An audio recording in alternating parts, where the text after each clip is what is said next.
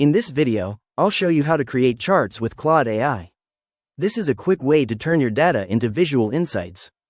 To begin, I'll make sure I'm already logged into my Claude account and on the main Claude screen. Next, I'll click the plus icon next to the message box to open the Tools menu. From the menu that appears, I'll select Add Files or Photos. Now I'll upload the data file, such as a CSV or spreadsheet, from my computer.